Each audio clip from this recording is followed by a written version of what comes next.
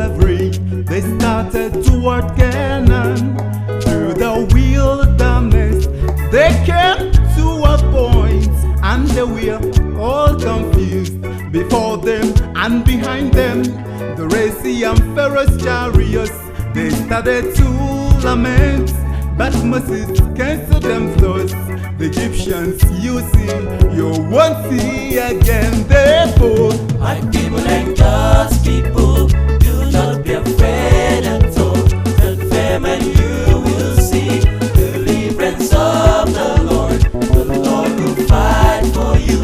You will only be still. The Egyptians you see, you won't see again.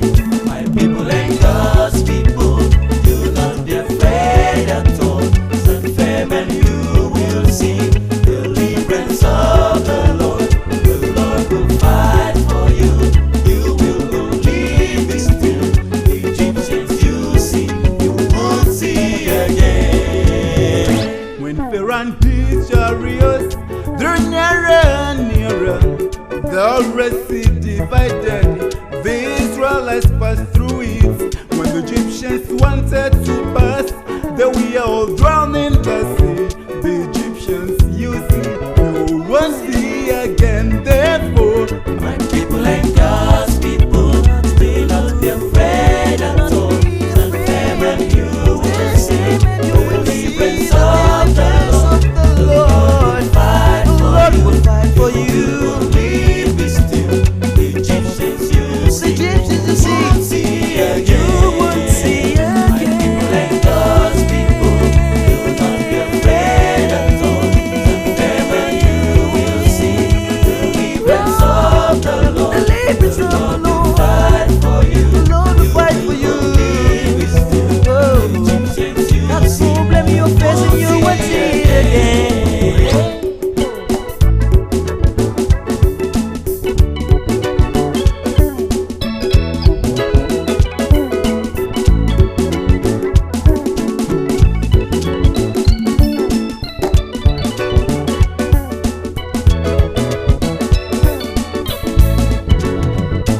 was that your problem? You think he cannot do? I'm just here to tell you, our God is almighty. Soon and very soon, you sing a song of victory. You look for that problem, you won't see it again. People, My people and God's people, do not be afraid at all. Stand firm and you will see the deliverance of the Lord. The Lord will fight for you. You will only be still. The Egyptians you see, you won't see again. My people and God's people, do not be afraid at all. Stand firm and you will see the deliverance of the Lord. The Lord will fight for you. You will only be still. The Egyptians you see, you won't see again.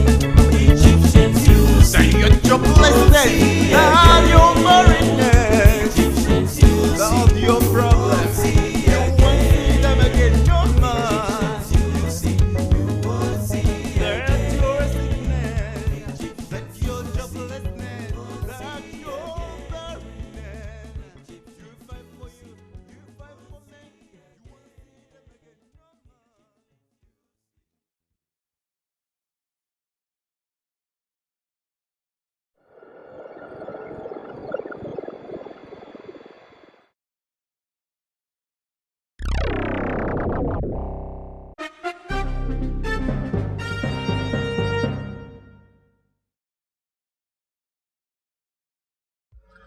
I am Cally Cussons, a native of Akokwa in Idato, North LGA. My academics was really, I started a little late in my academics, over 3 years. I had poliomyelitis when I was a year, and it really affected when I started school about 3 years or so. And but through His grace, I had to complete my primary school, secondary school, and I went to the university 2-3 years before my mates joined me, and it really made me recover all those years. Also, my childhood was really checkered in the sense that the challenges of living with the physical challenges was also there. But thank God I've gone through primary school, secondary school, had first degree, second, third, and all those. I'm still reading more. At present, I'm a lecturer at Imo State University, where I teach philosophy, which I studied in the university. I'm the chairman of Cally Cussons Limited. I'm also the chairman of Solid Technologies. My wife, that and lovely designer, Cally Cussons, is the MD and the CEO. I'm an ICT specialist, and I'm a motivational speaker. What else? I'm a husband, I'm a father, and I think that's the much. Yeah.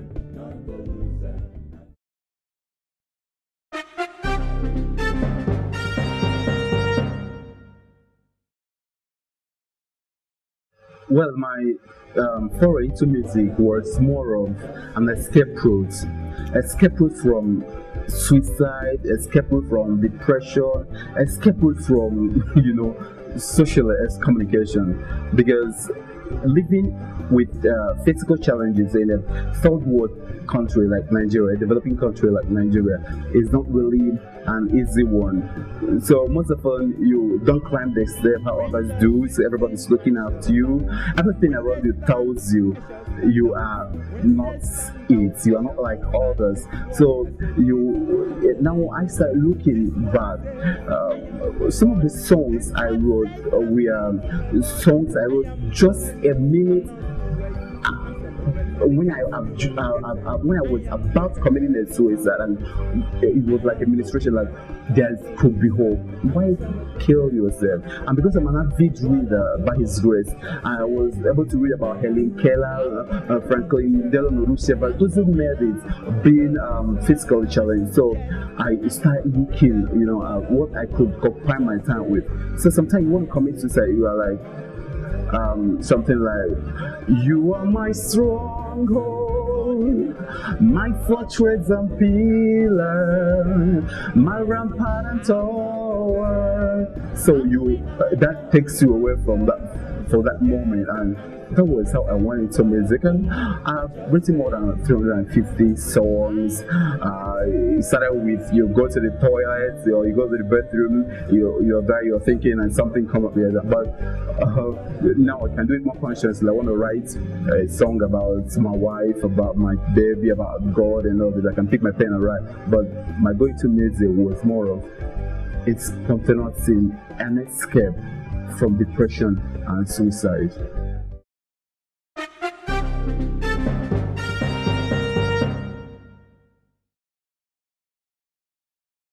Well, I think that the main thing with physical challenge is that you have a war you are fighting. It's not a physical war, it's a psychological war, a mental war. Something telling you you can't make it, something telling you you have a limitation and all those.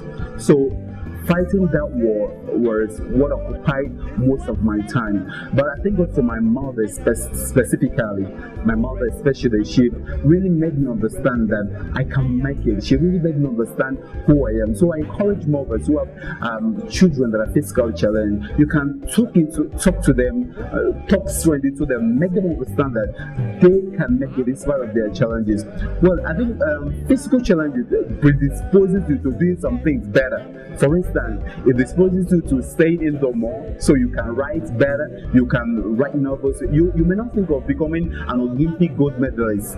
That may be stupid, maybe in long jump or in high jump, but you can become a Nobel laureate, you can become a scientist, you can become the best of singers, you can train yourself to become. So I think I see from the positive side, I see more from the positive side than from the negative side. I wouldn't want to talk about the negative side because I don't see any negative side to it. Why? Because I refuse to. One of the things it did to me also, I had to look inside and discover who I am. Now, discovering myself, I understood that you don't need legs to become rich. You don't need eyes to become rich. You don't need. I'm not saying that these things are not important, but that is not the only thing you need to. When you go out, you see beggars who are full, who are hell and hearty. Why are they begging? You see some of the persons who are pushing trucks, who are doing this, and they can't really feed themselves. Why? Is it because they don't have eyes? Is it because, but I think that, you know, becoming successful in life has a lot to do with discovering yourself. And I want to tell you that nature respects determination, nature respects resilience, nature respects when you are at the door knocking and knocking, the door must open. So I looked inward and discovered myself. But another thing about it is that I found out that I had lesser chances of survival and opportunities than others. So I work harder than the normal person. I work harder because I know that if the opportunities I have slipped by, it may be difficult to come by again. I think these are the positive, and I wouldn't know much about the negative because I refuse to see them. Things are as real as you make them appear.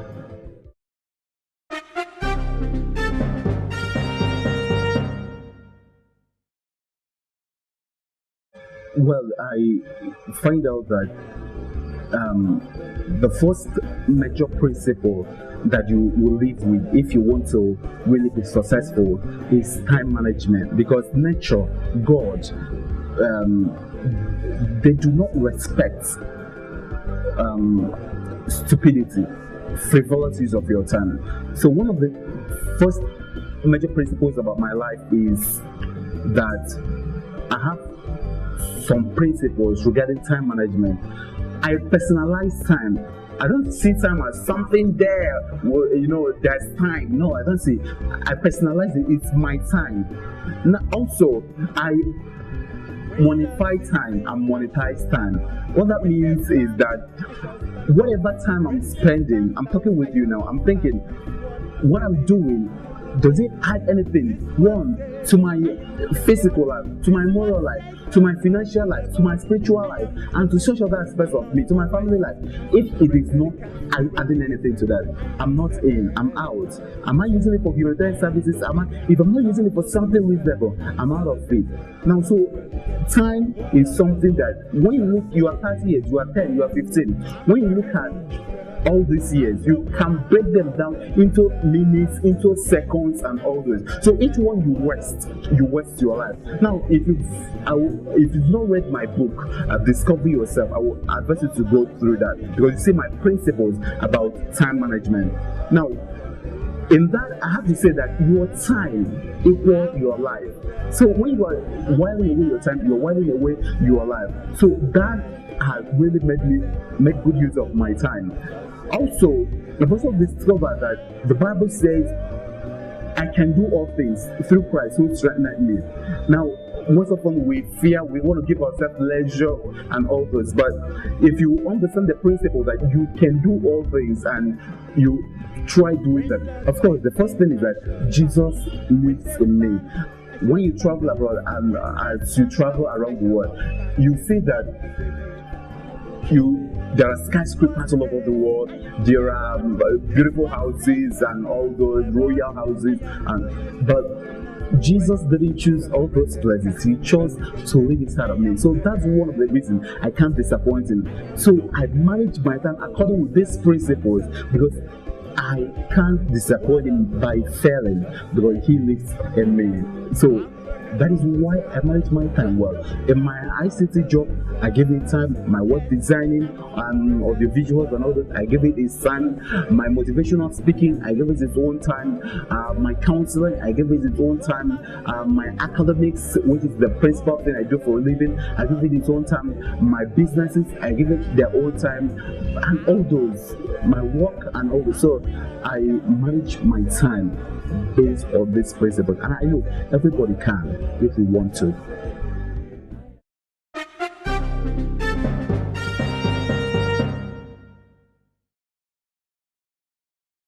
The musical video, I Am the Head,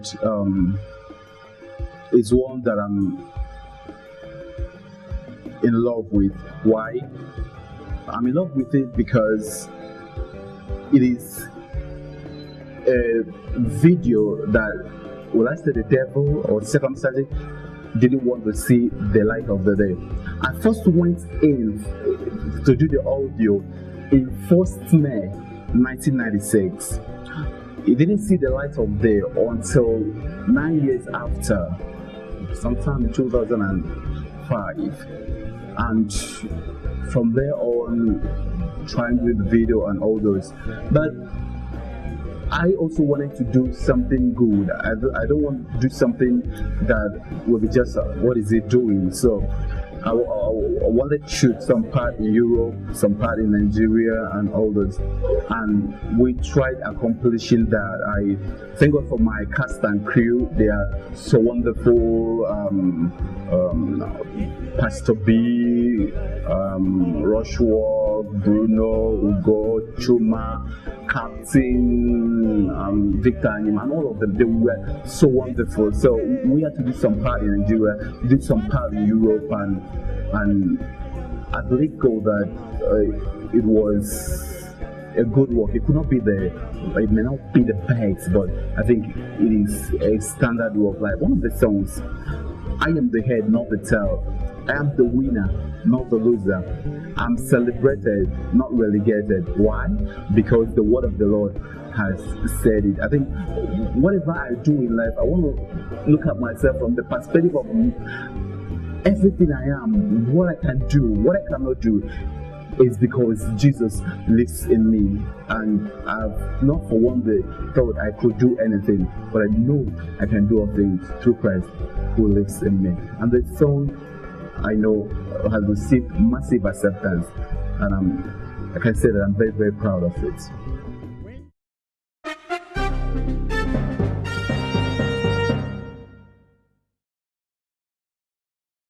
I think that without the appreciation, I wouldn't come to where I am today, and without the encouragement, because in the first place, people have to tell me your voice is good. People have to tell me, do you mean this is yours? So why not start writing them down? People have to tell me, why not go to the studio? Don't you think people are looking forward to hearing this kind of song and all those?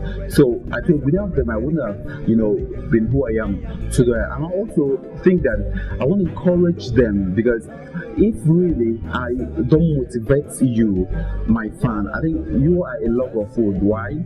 Because if I can come to where God has brought me to today and still leading me ahead, I think you can make it. Look at it this way. The greatest genius, according to Professor William James of Harvard, has not used up to 10% of his creative ingenuity. Now, you become what you think too. It's also very important that when you have a machinery or when you have electronic appliance, you cannot operate it very well until you look at the manual. Now, you have to look at your manual before you can discover who you are. And when you discover who you are, you can do exploits. Your manual is the Bible. What did God say about you? Before I formed you, I know you are made a prophet to all nations and all those. You can do all things through Christ that strengthens you. This one, that one. I know my thought for you, thought of good and not of bad, to make you prosper, give you unexpected end, and all those. I also think that it is very, very important that you understand that however you are looking at yourself, in whatever way you look down on yourself, you think you are inferior or what, remember that it took God 9 solid months, in spite of his creative ingenuity, in spite of his artistry, in spite of his all-knowing omniscience, omnipotent,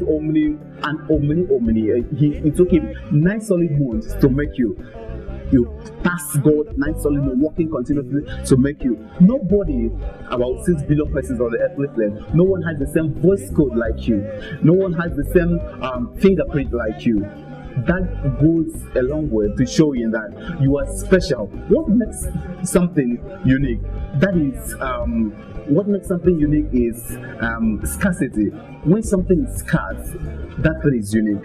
And because no one else is like you, that means you are unique. There could be similitude, but similitude is not exactitude. And I want to tell my friends, keep watching out for my other albums. By His grace, you're going to get better things. Good things are ahead. I love you all.